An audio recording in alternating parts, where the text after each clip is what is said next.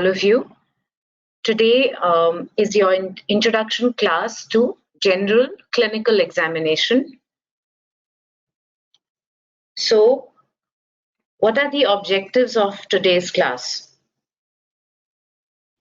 Basically, the chief objective to introduce you all to the art and science of clinical examination of a patient are to impress upon some points. And what are those? So clinical medicine is essentially a matter of communication between the doctor and the worried and anxious patient. However, you all are starting clinical work, and while doing so, it is very normal to be somewhat apprehensive and uncertain when first approaching a patient, and this uncertainty is least likely to generate a bond of confidence in the patient. Also, during this time, you get the chance to clinically examine your work partners, an opportunity that will not come later on when you have to get down to examining the real patients. So this is something you should make the most of. Also, the methods of clinical examination, they may appear to be varied somewhat from clinician to clinician, but that's all right. You have to find your own correct method that suits you best and adhere to it. Now, most medical encounters with patients, they begin in outdoor clinic, and clinical exam begins the moment the patient is seen by the doctor. So it is very important to establish the lines of communication, verbal and non-verbal, as soon as possible, and to make the patient relaxed and comfortable. So illnesses are experiments of nature witnessed at the bedside. The word patient is derived from a Latin word patience, meaning sufferance or forbearance. And the purpose of clinical practice is to relieve suffering of patients. Now, while making diagnosis, there are two main steps. First step is the observation of the patient, which includes history taking, general physical examination, and other investigations. And the second step is interpretation of the knowledge that you have gathered. Now, an exhaustive general examination is an important part of the clinical exam, and it should be performed before proceeding to a systemic examination. That means examining every system separately. Now, there are two steps in clinical examination of a patient or a subject. One is history taking, and second is physical examination. Now, history taking is most important and a very skilled part of clinical examination. The patient is asked for description of what has happened. Now, history taking includes personal history, which means the name, age, marital status, occupation or the type of work, education, financial condition, dependents, and address. Then there is family and social history. That includes the state of health of parents and siblings, or cause of death, if any, in family, history of intake of alcohol or drugs. Then chief complaints or the presenting complaints. These are the primary reason for seeking medical help. Allow the patient to tell his or her chief presenting complaints in his or her own words. Note them down in chronological order. All the symptoms are not of equal diagnostic importance. Usually there is or are one or two symptoms that trouble the patient more than the others. Then it's important to ask the history of previous illnesses, accidents, surgeries. They should be recorded. And history of present illness, that what was the mode of origin, when did it begin, did it start slowly or suddenly, and the order in which the symptoms appeared and how they have progressed. Also ask for any treatment received. Inquire about any loss of weight, appetite, and strength, and also note the reliability of the information that you are receiving. Ask, when were you free of any illness? So after this, after you have taken the general history, the student or you all learn or get a sense of which body system appears to be most involved and what is essential to ask and what needs to be left out.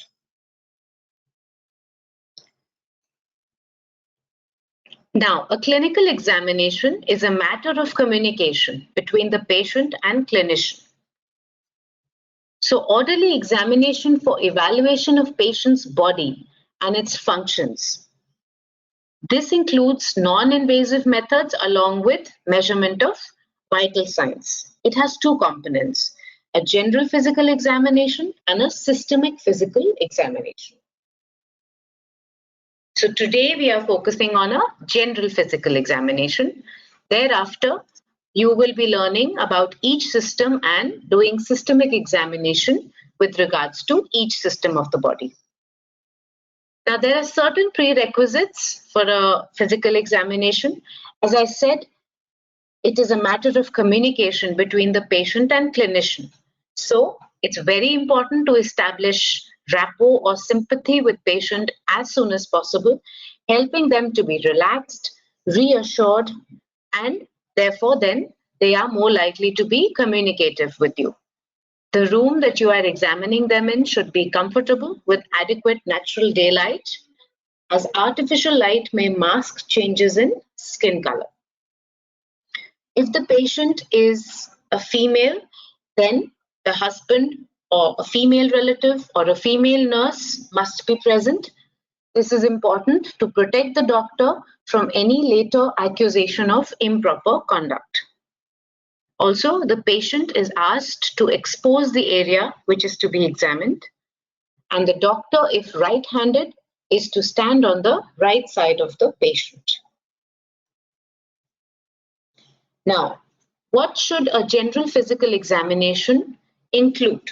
So, in a general physical examination, we note for the patient's general appearance, whether the patient is conscious or unconscious, is the patient oriented in time and space, whether the patient is depressed or sad or cheerful, whether the patient is dyspneic or not, how is the gait of the patient? Gait is the manner in which the patient walks. Then, general examination of hair, eyes, face, mouth, pharynx, neck, and limbs. Then, note for the position of trachea and apex beat. Is there presence of any pallor, any icterus or cyanosis, clubbing, lymphadenopathy, or edema? Whether their jugular venous pressure or JVP is raised or not. And finally, it's important to take their vitals. Vitals include temperature, pulse rate, blood pressure, and respiratory rate. Now, a general physical examination necessitates general examination of the patient from head to toe to gather all the vital information that one needs to make a correct or to begin with a provisional diagnosis. So, first is general appearance. Does the patient look healthy, unwell, or ill? What is the apparent age, weight, height, body build, body mass index, and nutrition status of the patient? How do we calculate body mass index? By dividing the weight in kgs upon height, that is in meters square. Also note if the breathing is comfortable. Second is gait. As I said, the manner in which the person or a patient walks. So there are some diseases that are obvious by gait. For example, you can see the diagram on the top right, which is showing the drunken or the zigzag gait of cerebellar ataxia.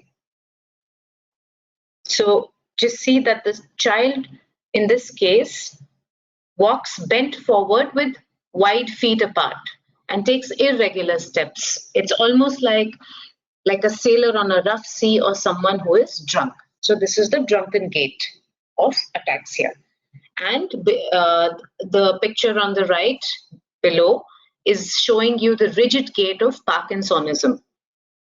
So that gait includes a repetitive pill rolling movement, persistent tremors, shuffling gait, taking small steps. So these are things that a good clinician, the moment they see, they can identify this particular walk of the patient and make a provisional diagnosis in their mind. Then take a close look at their face, note their speech, note the expression, symmetry, color of face. Does he or she speak or is silent? Is the speech hysterical? How do the eyeballs look? Is there presence of any facial palsy? Is there any exophthalmos? Exophthalmos is bulging of eyes. Note for any abnormalities in nose or lips. So here on the top right, I've put the picture of Bell's palsy, which is a kind of facial palsy in which there is difficulty in closing and drooping of eyelid. Then the mouth is also drooping with difficulty in closing and drinking. So this way, some things immediately you can catch while keeping a keen observation. And the two pictures below show the bulging of eyeballs. If you look carefully, this is exophthalmos. This happens in certain thyroid disorders. Then in case of neck, you look for enlarged lymph nodes, any enlargement in thyroid, pulsations of vessels, venous distension, position of trachea. So again, on the top right, I have shown a picture of how we check for thyroid enlargement. There's an anterior and there's a posterior approach. This is something that you will learn in detail when you do your systemic examination. I just wanted to give you a visual of the conditions that I'm mentioning. So don't worry about this. You'll learn how to do this in detail later on. Same for tracheal position. We palpate the patient to check whether the trachea is in the midline or deviated to either side. Again, something you will learn a little later. Then note for their posture in bed in case the patient is bedridden. In congestive heart failure, there is orthopnea. That means the patient is comfortable sitting than in the lying down position. Then look at their chest. Note the shape of the chest, deformities, any curvature of spine at the back. For example, on the diagram in the right, you see these three deformities are shown of the spine. So the first one is the accentuated thoracic curve, which is known as kyphosis. Then exaggerated lumbar curve, which is lordosis, and scoliosis. Then also note the rate of breathing. The normal rate of breathing is 12 to 16 breaths per minute. Also check for the odor of breath. The odor of the breath can give us a lot of information. For example, if it is sweet and sickly, then it is characteristic of diabetes and ketosis. The breath may be ammoniacal in uremia, or the person may have bad breath or halitosis, which is a sign of poor dental and oral hygiene. Then observe the skin. Look for the color, texture, eruptions, petechiae, scars. There you will find pallor in case of anemia when you look at the color of oral mucosa and creases of palm, which give you a better idea of paleness. You will notice yellowish discoloration in case of jaundice and hyperkeratonemia and other conditions. And you will find a bluish tinge in case of cyanosis. That happens when there is presence of at least 5 grams of reduced hemoglobin in skin capillaries. Then abdomen, we look for the contour of the abdomen. How is the skin? How is the musculature? Are there any scars? Are there any visible pulsations? Then in case of hands, look for attitude of the hand, how the patient keeps the hand. Are there any tremors? How is the skin of the limbs of the hands in this case? How is the nail bed? Is there any clubbing of fingers? Are there any trophic changes? So the picture on the right is showing you the immense amount of information you can gather simply by looking at the nail bed of a patient. So the same nail bed can tell you about chronic health conditions, can tell you about malnutrition, can tell you about anemia, cirrhosis, even tuberculosis. So that's what I'm trying to say, that when you are doing a clinical examination, it is literally like being a detective, looking for all possible clues. Then, in case of limbs, look for scars, wounds, any deformities, edema, any prominent leg veins. Then coming to vitals. So, firstly, note the pulse rate, count for 1 entire minute. Not like how you see generally when people just note the pulse for 30 seconds and multiply into 4. No, that's not the correct way, because there are certain variations that you can note, and that information you only get after observing and counting for a whole minute. Note for any tachycardia, increased pulse rate, or bradycardia, which is decreased pulse rate. Then the normal range is 60 to 100 beats per minute. Then you need to check their temperature as part of checking vitals. Keep the thermometer under tongue for 2 minutes. The normal range is 97.2 to 98.8 degree Fahrenheit. Oral cavity temperature approximates core body temperature. In children, axillary or groin temperature is less by 1 degree Fahrenheit. Then check for core temperature. That is measured by inserting a thermometer in body cavities. What is hyperpyrexia? We term it as hyperpyrexia when the core temperature is more than 107 degree Fahrenheit, and hypothermia when the core temperature is less than 95 degree Fahrenheit. Now, what happens? Okay, I'll come to that. Yeah, so blood pressure. Now, record blood pressure after a short period of rest. You might have heard of a term called white coat hypertension. That means that the patient, if you just meet the patient, immediately start taking the blood pressure, you are likely to get a false reading, because the patient is usually slightly anxious when they meet a medical doctor for the first time. So make them comfortable, perhaps distract them, and after a short period of rest, when you expect that they have perhaps calmed down, is when you take the blood pressure. So average systolic blood pressure in case of a healthy adult is 100 to 140 mmHg.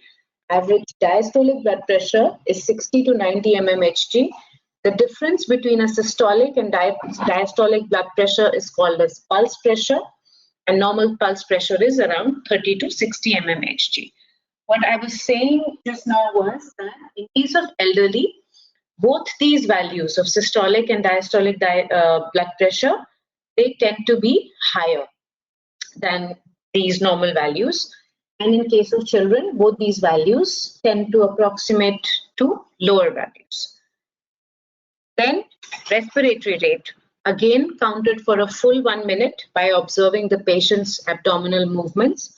This is also done in a similar manner as we talked about blood pressure, that again respiratory rate, you need to make sure the patient is perhaps distracted, you're talking to them about something, is not conscious, and then take the respiratory rate. And as I said, normally it is 12 to 16 respirations per minute. Now there are, among all the conditions that I just mentioned to you, there are a few of them which I'm going to lay a little stress on. And even those you are certainly going to come across again and in greater detail when you're doing the systemic examination. So firstly, I want to start with pallor. What is pallor? Pallor is detected by retracting the lower eyelids and examining lower palpebral conjunctiva. So pallor basically means paleness. It is seen in conditions where blood flow to capillary decreases, or there is decreased hemoglobin in blood. You can see in the picture on the top right how we retract the lower eyelids and examine the lower palpebral conjunctiva. Then there are degrees of pallor. So pallor, whenever you observe it, you have to express it in a certain way. That is it.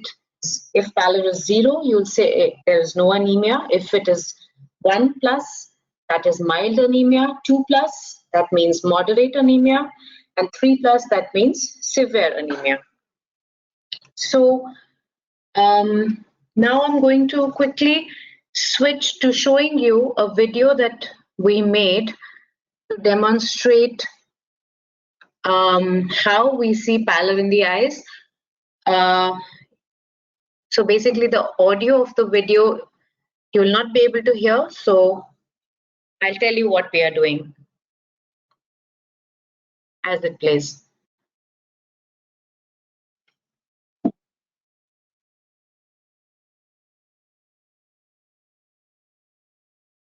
Before I play this anymore, I just want to stress on one fact. Whenever you start to, just before starting a general physical examination, please do take consent from the patient. Inform the patient that I am now going to do so-and-so procedure. These are the steps of the procedure. This is how I'm going to do it. And do I have your consent or not? So never proceed a clinical examination without taking a proper consent. Okay.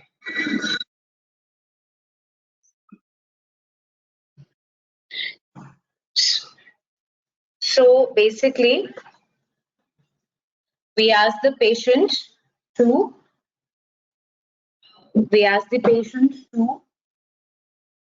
look upwards while we pull down, while we retract the lower eyelids to expose the lower palpebral conjunctiva.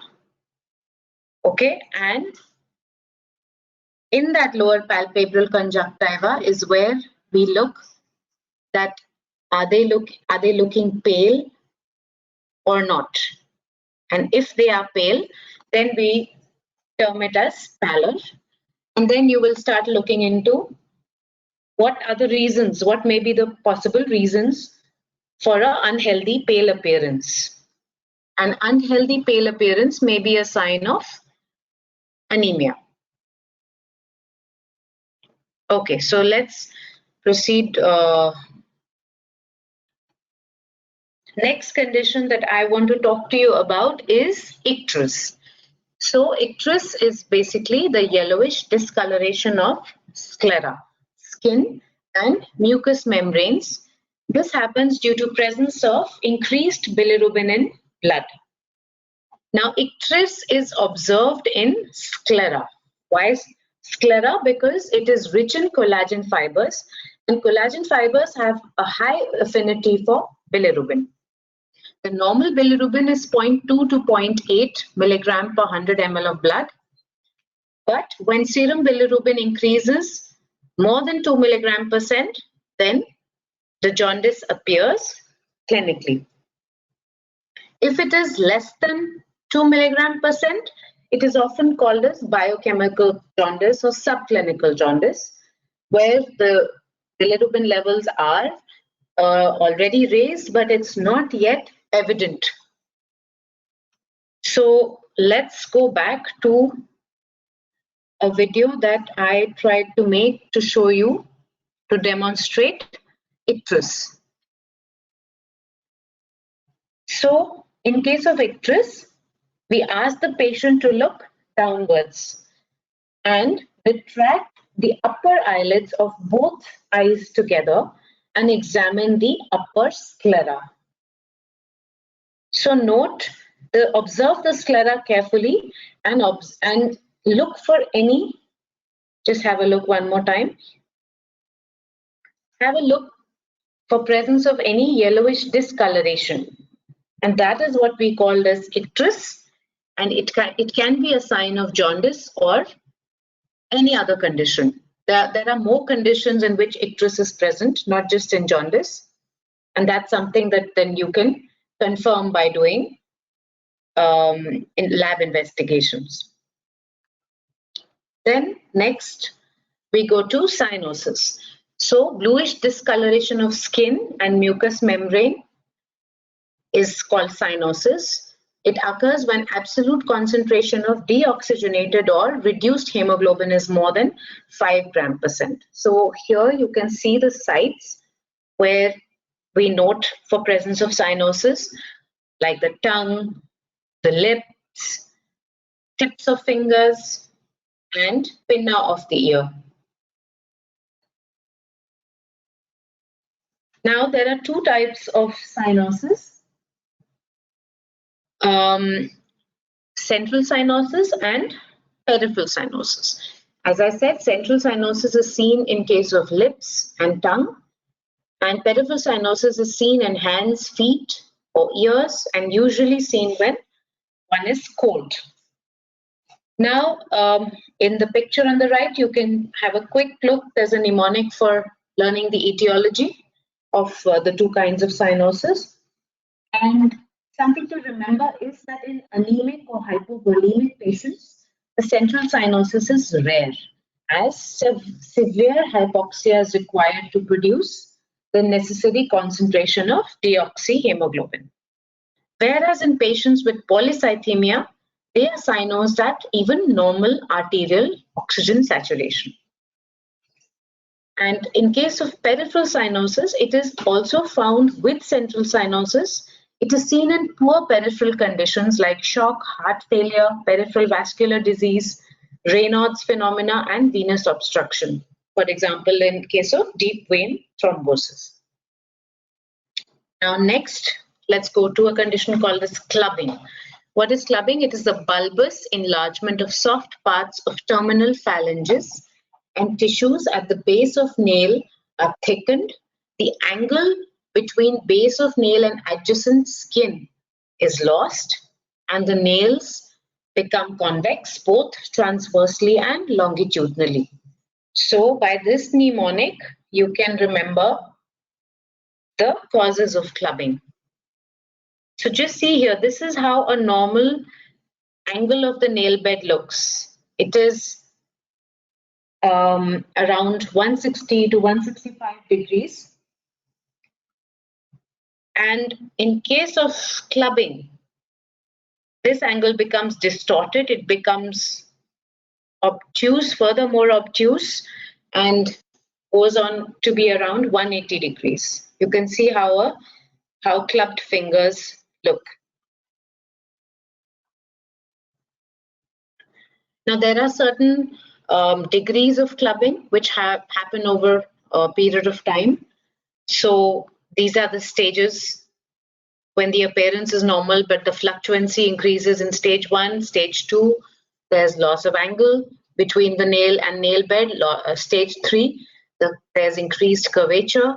And stage 4, when expansion of terminal phalanx happens. And this is known as drumstick appearance. So now let's go back to demonstration of clubbing.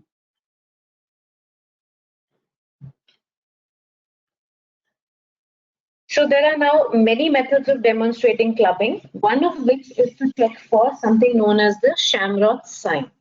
So what I'm doing is, we inspect the side profile of the patient's nails, keeping the fingers at your eye level.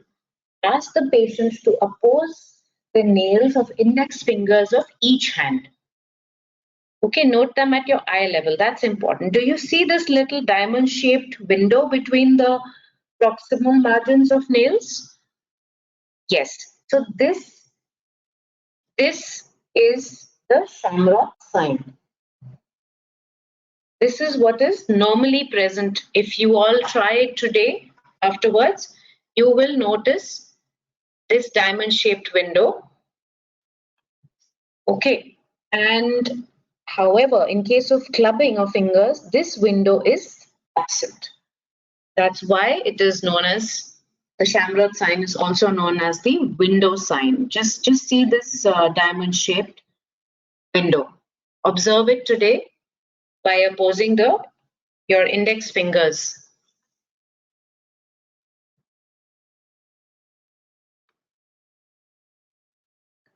Okay, so back to clubbing. So as I mentioned, see, as I said, there are many ways to detect clubbing. There's a fluctuation test, there's curving of nails, which is observed, Shamrod sign, noting the base angle. What I showed you just now was the Shamrod sign. So here, the normal angle in normal fingers is 160 degrees. And in case of clubbed fingers, the nail is enlarged and the nail is further curved, so the angle becomes more than 180 degrees. And see, this is what I showed you just now. This is the normal diamond-shaped window that you see, but in case of clubbing, this is lost. Now, lymphadenopathy. So lymph nodes, they may be palpable normally, especially in submandibular area, in the axilla or the groin. Now, the area is always to be examined on both sides and distinguish between normal and pathological lymph nodes. The pathological lymph nodes may be local or generalized and of diagnostic and prognostic significance in staging of lymphoproliferative diseases and other malignancies. The lymph nodes are palpated to check for size, shape, consistency, mobility, and tenderness. And the most common cause of lymph nodes in India is tuberculosis. There can be other causes like connective tissue disorders, systemic lupus erythematosus, sarcoidosis, even due to endocrine disorders like Addison's disease, and it could even be drug-induced. The drugs that cause lymphadenopathy are phenytoin and carbamazepine. So now, to give you an idea of how to detect lymphadenopathy,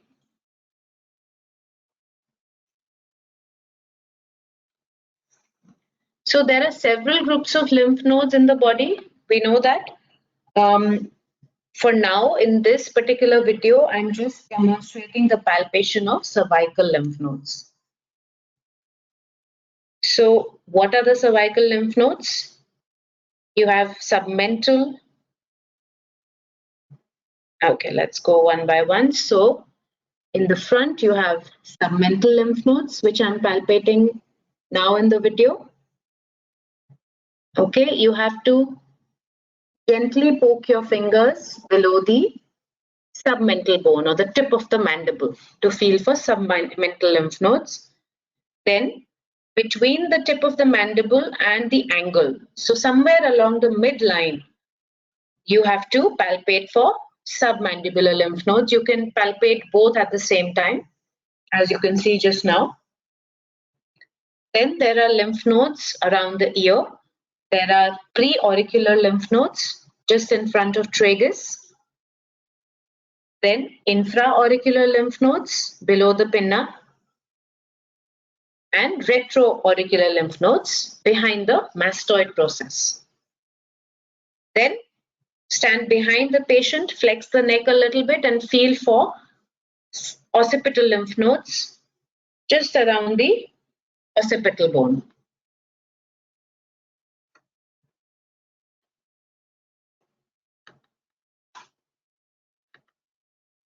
Now there are a few more set of lymph nodes that I will palpate. I will show you the palpation of in this video. There are lymph nodes basically present in anterior and posterior triangles of our neck. So always turn the patient's neck on the side which is to be examined and keep it slightly flexed so that the sternocleidomastoid muscle is relaxed, and then you palpate along the margins of this muscle.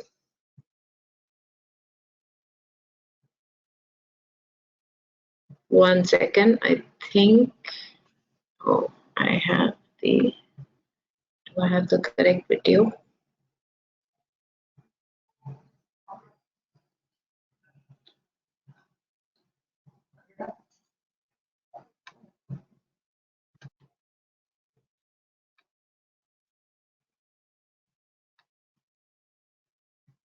Okay, here. So you have to make the sternocleidomastoid muscle prominent and then palpate along its anterior margin to look for anterior cervical lymph nodes.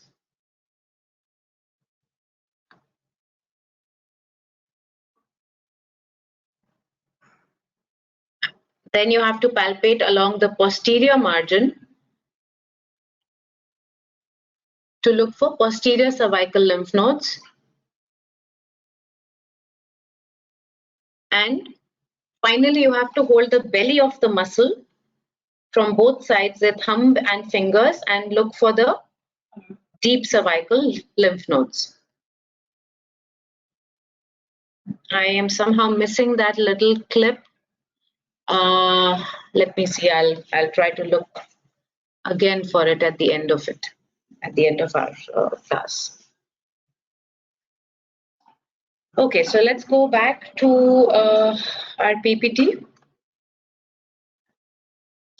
So now when you are doing lymph node examination, as I said, some lymph nodes are palpated standing in front of the patient, some behind the patient. What is important to be noted is the size. The normal size of lymph nodes in adults is less than 0.5 centimeter in diameter. But in case of inguinal lymph nodes, it can even be less than 1 centimeter. Then note for consistency, the normal lymph nodes are soft, but in case of Hodgkin's disease, they are found to be rubbery. In case of tuberculosis, they are matted. In case of metastatic cancer, they are hard. Then note for tenderness. In any acute viral or bacterial infection, the nodes may be tender. For example, in case of infectious mononucleosis, dental sepsis, tonsillitis, they can cause tender, variably enlarged lymph nodes. And note if they are fixated to the deep structures of the skin. Usually, they are either free or fixated, and usually if they are fixated, then that is often a sign of malignancy. Now let's talk about edema. So edema is swelling of skin and subcutaneous tissues due to accumulation of free fluid in excess in interstitial tissue spaces. It is diagnosed usually by pressing the skin against the bone in dependent parts of the body. It can be of two types: pitting edema, seen in case of congestive heart failure, cirrhosis of liver, nephrotic syndrome, or it can be non-pitting edema. Non-pitting edema is seen in case of filariasis. So just observe here. I'm going to show it to you in a clip also, though our subject was normal, so I can't demonstrate pitting edema. But the technique is very simple. After applying the pressure and keeping your thumb there for some time, you notice a depression or pitting. And that helps you to diagnose it to be pitting edema. If there's no depression, then either the patient is normal or has non-pitting edema. So let's go to that clip now.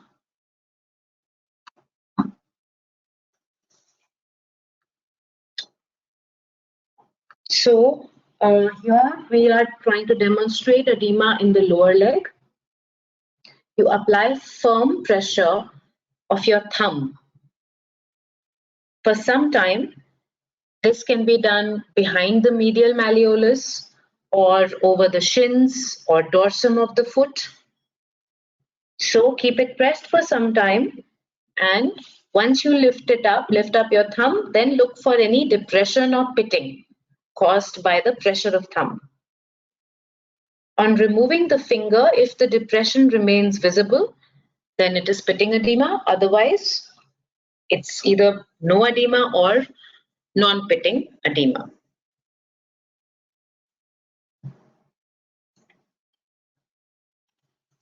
Now, coming to a little bit about systemic physical examination, which includes commonly the non-invasive procedures. So what is inspection? Inspection is basically observation. It's a very essential faculty in medical practice that has to be cultivated rigorously, and is a hallmark of a systemic physical examination. It is to be carried out in good light. The part of the body should be fully exposed and looked at from different angles, and note for any changes in body that deviate from normal. Then second is palpation or gentle touching. It is carried out by placing right hand flat on the body part with forearm and wrist in the same horizontal plane. Apply gentle pressure with fingers, moving them at the metacarpophalangeal joint. Never poke the patient's body with your fingers, and the ulnar border of hand may be used. Then percussion. So percussion means giving a sharp tap or impact on the surface of body, usually with fingers. Its purpose is to set up vibrations in underlying tissues and listening to the echo. Following things are noted on percussion: the character of sound produced, the characteristic feeling imparted to the pleximeter finger. Now, just for your knowledge, there are certain different characters of the sounds that are produced when we do percussion, and depending on the body part that we percuss, the characteristic percussion sounds, they vary qualitatively and quantitatively. So if you are percussing a hollow viscera which contains gas, then it gives a note or a sound called as tympanic. It is of musical character. If it is a viscous like lungs in which air is trapped in tiny compartments, it gives a note called as resonant. That is in low, that has low pitch and is clear in character. If it is a solid viscera containing no air and made up of soft fleshy material or fluid, it gives a note called as a dull note. It is of increased pitch and reduced duration and heard only in close surrounding. An important thing about percussion to remember is percussion is always carried out from the resonant towards the dull area. Now, there are certain rules of percussion which are important to keep in mind. So, your middle finger of the dominant hand is known as the percussing finger, and that is what is used to strike the middle finger of the other hand, which is known as the pleximeter finger. And so with the percussing finger, the tip of the percussing finger, you strike the middle phalanx of the pleximeter finger 2-3 times in perpendicular direction. The striking finger is to be lifted immediately after stroke to avoid damping of resulting vibrations. And it's important to keep in mind the movement of hand is to be at the wrist joint, not at the elbow or shoulder joint. So, just to demonstrate the percussion technique which I just spoke to you about. So, as I said, the middle finger of dominant hand is the percussing finger, and the middle finger of the other hand is the pleximeter finger. So with your percussing finger, the tip of the percussing finger, you strike the middle phalanx of pleximeter finger 2-3 times in perpendicular direction, while keeping all the other fingers upright. That's very important. Only the middle phalanx should be touching the floor or the surface that you are percussing. So this is how you strike the percussing finger on the pleximeter finger, and you will get a percussion sound that you will note. And make sure the movement is only at wrist joint, not at shoulder or elbow joint. And finally, there is auscultation.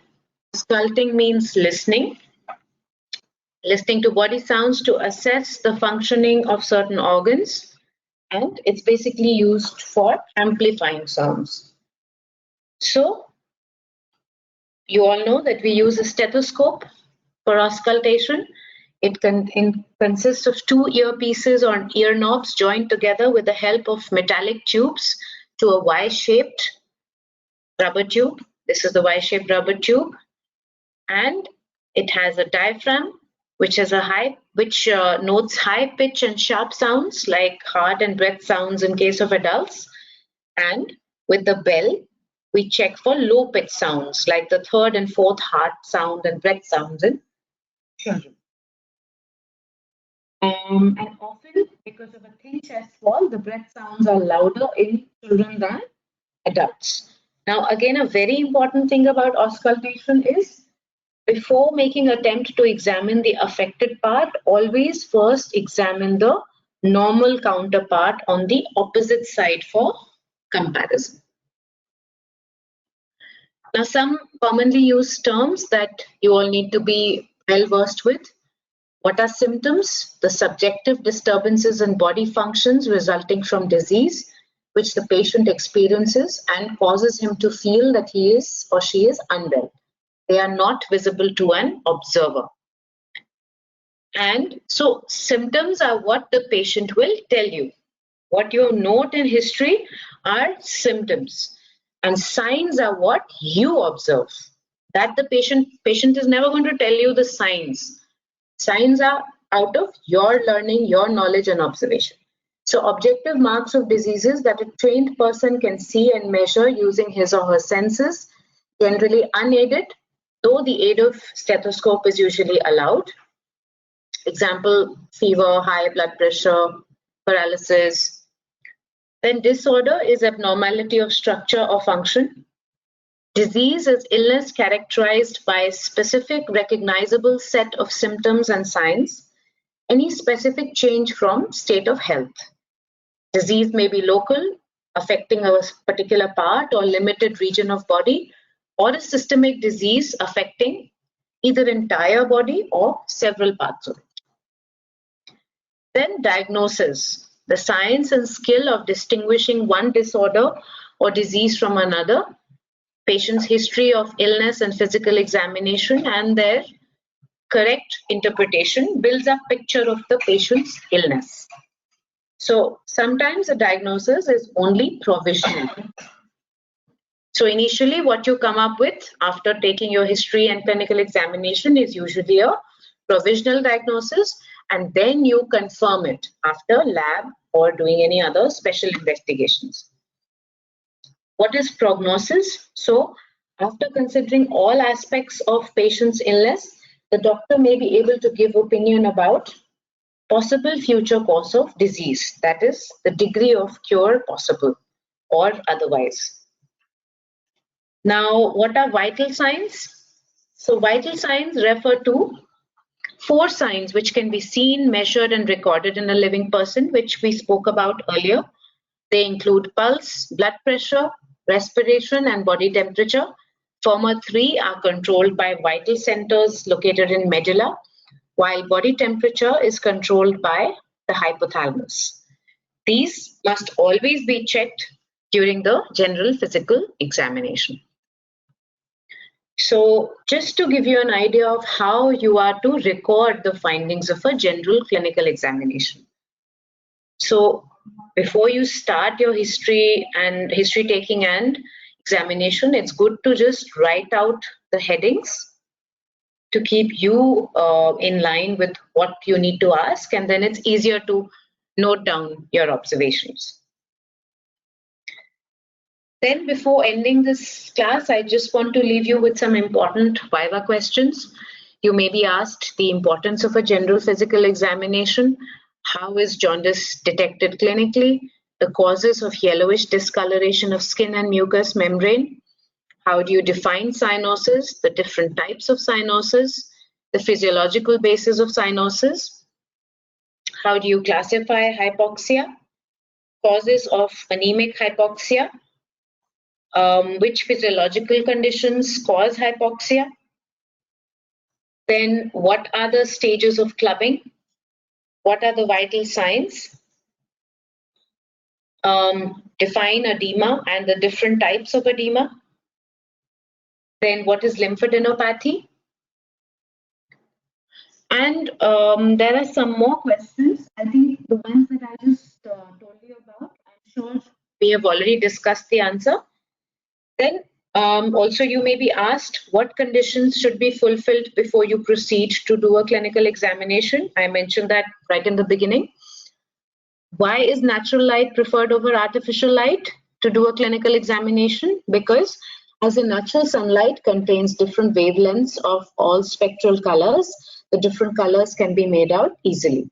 However, any change in skin color will not, hence any change in skin color will not be masked. What is the clinical significance of general physical examination? So a GPE provides a lot of useful information and reminds the examiner of any omissions. What will happen if palpation is carried out with a cold hand? If done so, it will result in contraction of underlying muscles. It then becomes difficult for the examiner to gain optimal information from palpation of a poorly relaxed portion. Then you already know what is percussion and the basis of the percussion notes. Why should I mentioned in percussion that it should always be carried out from the resonant or tympanic area towards the dull area. Why is this so? Because the resonant and tympanic sounds are clear sounds which can be heard from the distance. On the other hand, a dull sound is of short duration and can only be heard in close surrounding. Then what are the components and functions of a stethoscope? I just told you. And what should be the direction of the ear knobs when we put a stethoscope to use? Then you also may be asked about causes of cyanosis, classification of hypoxia, which physiological condition can cause hypoxia. So high altitude hypoxia can cause hypoxia, and causes of anemic hypoxia. So whenever you study hypoxia as a topic in theory, remember that you can be asked questions about its types, causes, even during your clinical examination viva. So that's all from me today. So are there any questions, any doubts that you all have before we wind up?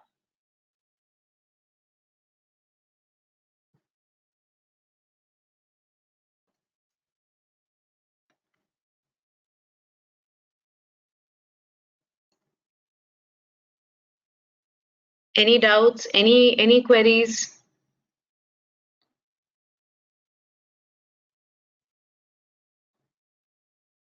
You can unmute yourself or just write it out on the chat.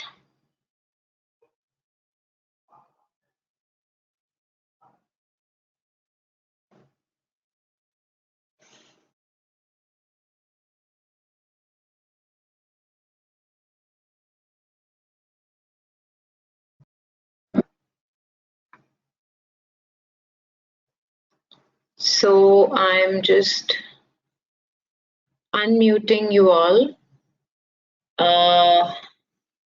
Yes, let me know. Are there any doubts or queries?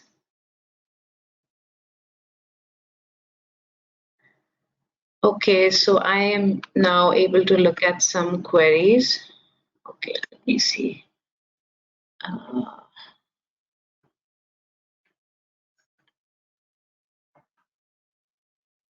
Okay, sure. I don't mind sharing the videos on official group of the general examination. I'll do that, not to worry about that.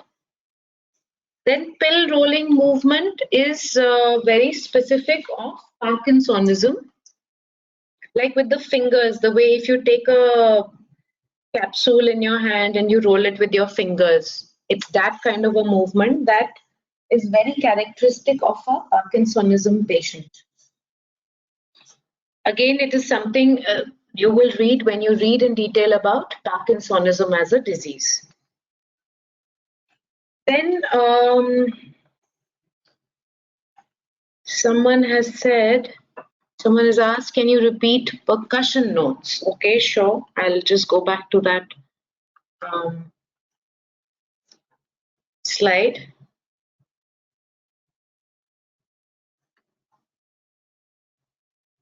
Okay, one moment. Just.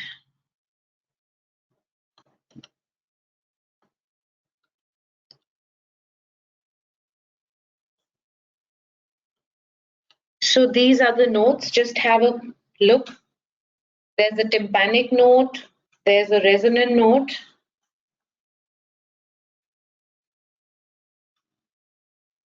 And there is a dull note.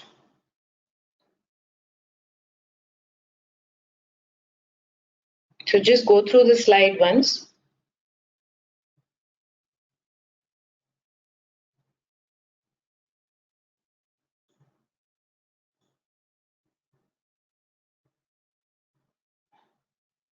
Then one of you has asked about the direction of the ear knobs.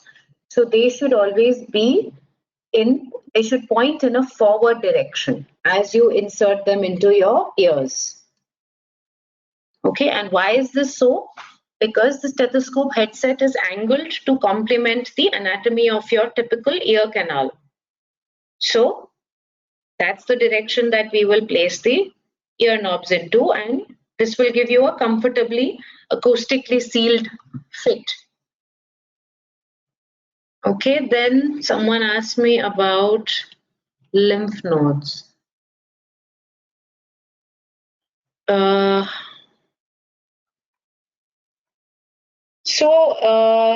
Matted lymph nodes are very characteristic kind of lymph nodes that you see in case of tuberculosis. Okay, they are basically, the nodes are conglomerated. They are kind of joined together, several nodes together. Okay, so that is a matted lymph node, the feeling of a matted lymph node. Again, you know, this how each of these feels is something you will only understand, no matter how much I define it or put it into words. It's something you will understand when you are clinically examining the patient and you actually come across the different consistencies of lymph nodes. And matted lymph nodes can be either due to a benign condition, like a sarcoidosis or a mycobacterial infection, or which is, for example, tuberculosis, or it can even be present in a malignant condition like a lymphoma or a metastatic carcinoma. Okay, so are there any other doubts? You can unmute yourself and ask also.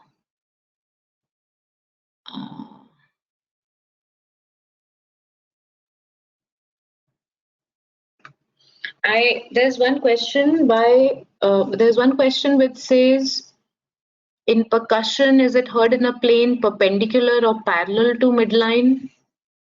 I'm sorry, I don't understand that.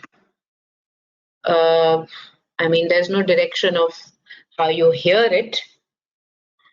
Only thing is, when you do percussion, your percussion finger is striking the pleximeter finger in a perpendicular plane. The striking is perpendicular plane. There's nothing about the sound being in a any direction. Why we feel relaxed after applying pressure on lymph nodes? I don't understand this question. Maybe you can put these up again, worded maybe differently on the group, and I'll try to answer them. All I said about lymph nodes is that in case of, for example, you are examining anterior, posterior, or deep cervical lymph nodes, so they are to be checked in the triangles of the neck. So in that case, you have to make sure that the muscles of that area are relaxed. And for doing that, we slightly turn the patient's neck towards the direction that we examine and slightly even flex it for the same. Okay. Apart from vitals, how do we know which examination is to be done? Okay, so again, that depends on, for example, you do vitals and you get abnormal values. If you get a tachycardia, then okay, heartbeat is raised. There may be some issue with the cardiovascular system. So that itself will lead you to a CVS examination. Then even your history will tell you many things. Maybe there is breathlessness. That's something you observe also when the patient walks up to you. You can see, is the patient breathless? Is the patient walking comfortably? So when you actually get down to taking the history, taking the vitals, noting their complaints, you'll automatically feel steered towards a particular system or maybe a couple of systems which are, to be investigated. Then what does it mean going from resonant to dull area? So, yeah, so that's what I told you, that there are notes of percussion, no? Which I told you about, like the hollow viscera contain, give a sound which is tympanic or musical. Okay, so then in lungs, you will have a resonant note, and in solid viscera, you will have a dull note. So what that means is that first, when you're doing a general examination, you will percuss all these areas, right? So go from a resonant note to suppose you are examining lungs or even abdomen, and at some point you find, okay, the note is resonant.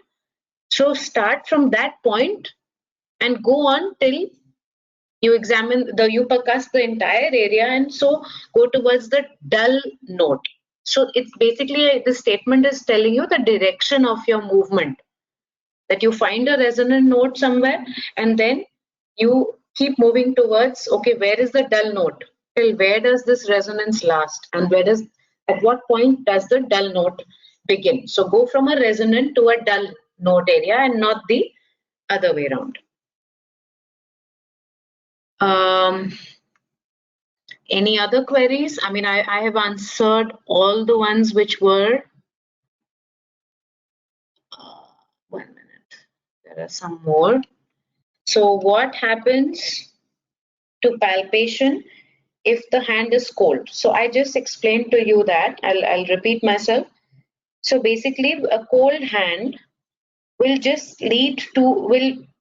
cause the contraction of muscles, the underlying muscles. Okay. And then it becomes difficult for the examiner to get the optimal information from a part that is in a poorly relaxed situation. Okay, so for palpation, we need the musculature or the body parts to be a little relaxed and not tense. So that's why you might notice, if you have ever been to a doctor as a patient or an attendant yourself, if it's cold weather, you'll see them that just before doing the examination, you'll see them quickly warm their hands. So that's the purpose of doing so.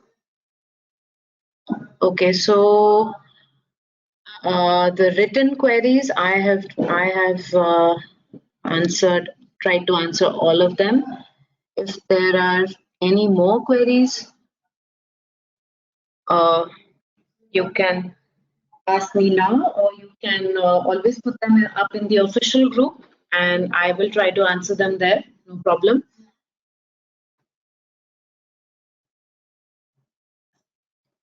So shall we wind up then, if there are no more doubts?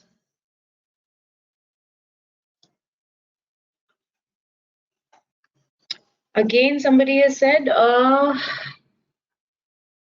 other causes of lymphadenopathy other than tuberculosis. Okay, so yes, I did tell you Any more causes of lymphadenopathy? For example, I said that it occurs in connective tissue disorders like systemic lupus erythematosus and sarcoidosis, endocrine disorders also like Addison's disease, and even in case of drug, they can also be drug induced. For example, in case of phenytoin or carbamazepine. Okay. Any books? So yes, there are practical books available, which are good ones, which can, give you more insight, with diagrams and with questions in the end. So there is a book of Dr. C.L. Ghai. There is a book of our current HOD sir and Dr. Varshney, Dr. Mona's practical book. There is Dr. A.K. Jain's practical book. So yes, these are good books for reference regarding the practicals. So then I also told you about cyanosis, right? Cyanosis is something, it's a topic that you will study in detail in your theory, so don't worry about it here. Okay. I told you that there is central cyanosis in case of patients with polycythemia, and they are cyanosed at even normal arterial oxygen saturation. But in case of anemic or hypovolemic patients, the central cyanosis is rare, as severe hypoxia is required to produce necessary concentration of deoxyhemoglobin. Don't worry about this. Whenever you read cyanosis in theory, these points you will not miss. They are important points. So with that, I have answered all the questions that I have seen, that I can see here being written out by you all. So I think now let's wind up. And like I said, any more doubts, please feel free to put them in the official group. I'll be happy to answer them. So thank you very much. And I hope you all turn out to be very good clinicians after learning to do a general physical examination. Thank you very much. Have a good day.